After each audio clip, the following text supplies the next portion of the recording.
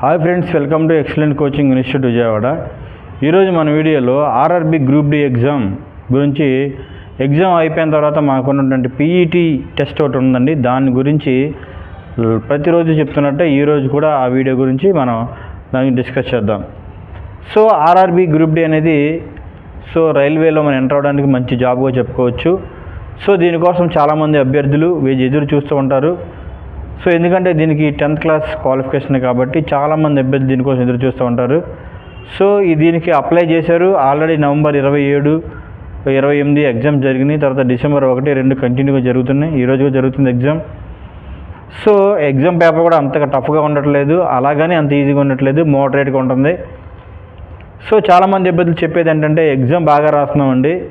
So ఓవరాల్గా మాకు 100కి 60 నుంచి ఒక 80 మార్కుల మధ్యలో రావచ్చు అని చెప్తున్నారు. సో ఎక్కువ మంది 70 అలా చిల్లర చెప్తున్నారు. సో ఓవరాల్గా 60 నుంచి 80 మార్కులు ఎక్కువ స్కోర్ చేస్తున్నారు విద్యార్థులు.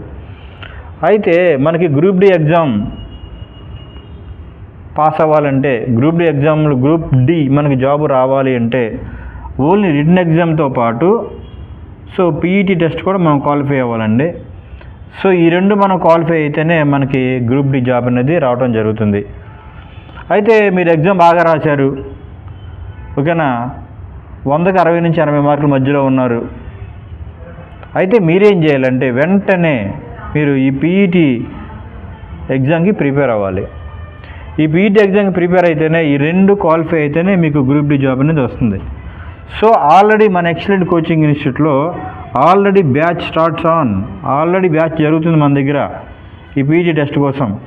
ఎందుకంటే దానికి 1000 మీటర్స్ ఉంటుంది, 100 మీటర్స్ ఉంటుంది. 1000 మీటర్స్ ఎలా పరిగెత్తాలి, 100 మీటర్స్ ఎలా పరిగెత్తాలి, తర్వాత కొంత వెయిట్ వేసుకుని మళ్ళీ కొంత దూరం ట్రావెల్ చేయాలి, అది ఎలా ట్రావెల్ చేయాలి అనేది ప్రతి డే ఎవరైతే మన దగ్గర ట్రైనింగ్ తీసుకుందో ఒక ఎక్స్ప్లెయిన్ చేయడం జరుగుతుంది. అట్ ది సేమ్ టైం ప్రతిరోజు మీకు చేపిస్తారు అవన్నీ. సో వీటి గురించి మీకు ఏదైనా డౌట్స్ ఉంటే ఒకసారి మన యూట్యూబ్ ఛానల్ చూడండి, మీకే డౌట్స్ క్లారిఫై అవుతాయి. సో ఒకసారి శాండ్ రన్నింగ్ ఉంటుంది, ఒకసారి ఫిజికల్ రన్నింగ్ ఉంటుంది, తర్వాత గ్రౌండ్లో ఉంటుంది, అవుటర్స్ ఉంటుంది.